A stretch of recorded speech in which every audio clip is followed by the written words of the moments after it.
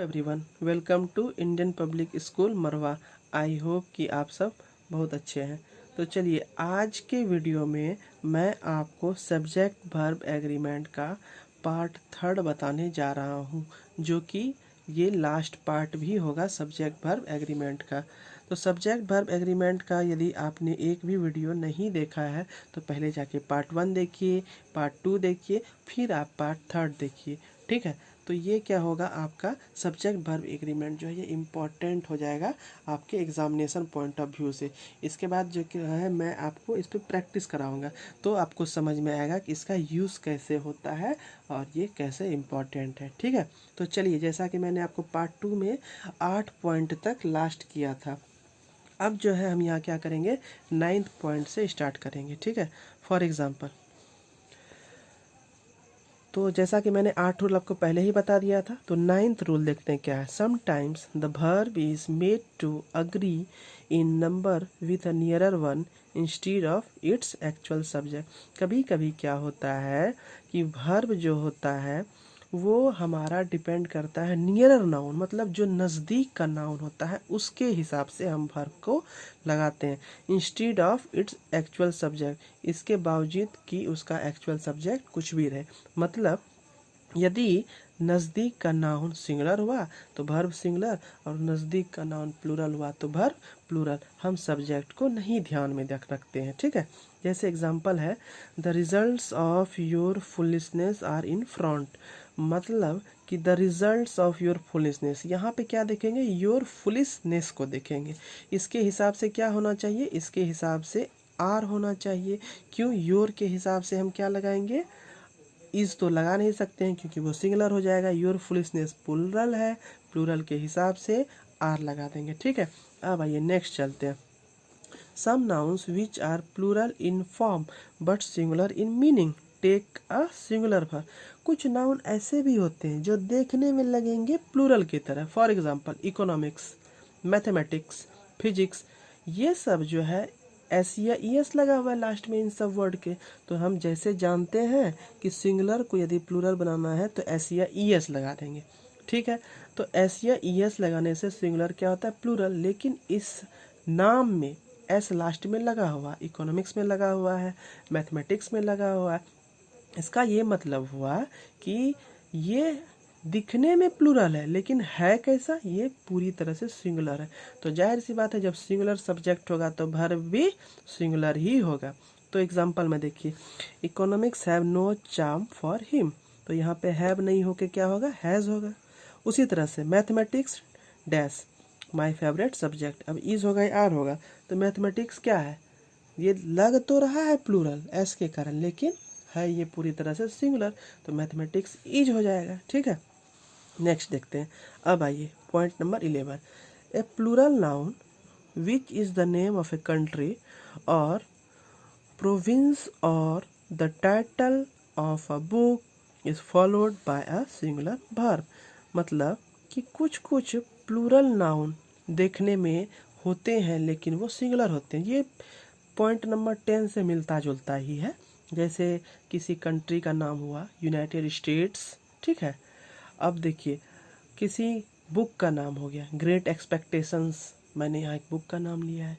ठीक, तो यदि ये सब हो गया तो हमेशा जो वर्ब होगा क्या होगा, वो हर हाल में सिंगुलर ही होगा, क्योंकि यूनाइटेड स्टेट्स जो है ये कंट्री का नाम है ना।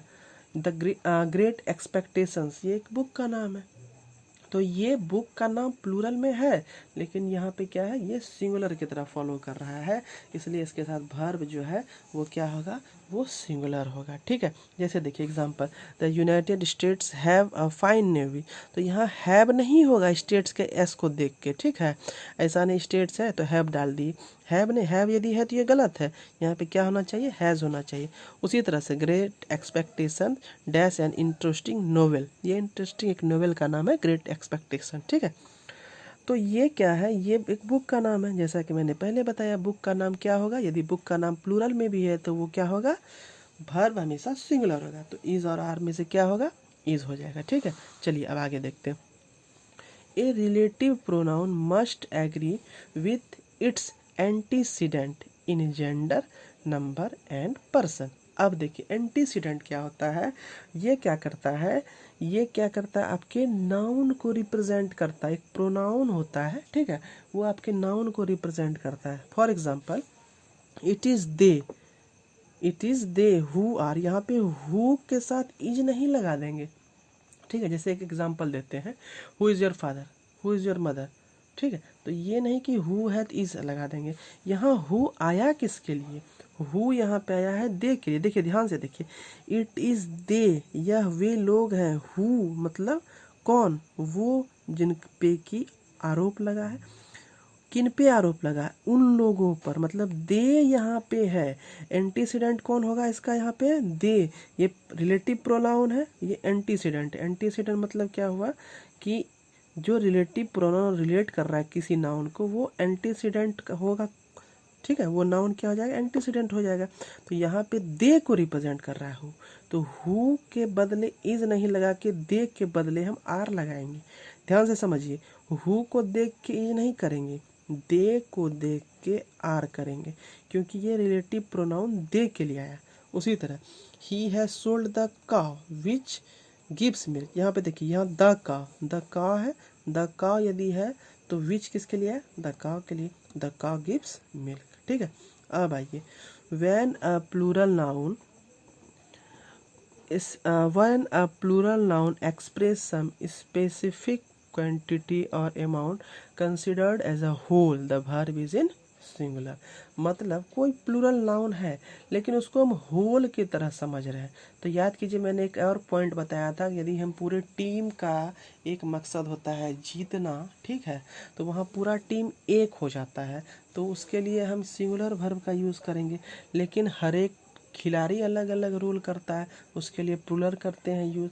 तो उसी तरह से देखिए क्या है, 900 rupees dash not enough for me, मतलब 900 रुपया मेरे लिए, मतलब 900 रुपया 900 रुपीज़ एज अ होल है, पूरी तरह से एक यूनिट बन गया है। तो यहाँ पे क्या यूज़ होगा, इज होगा, आर बिल्कुल नहीं होगा।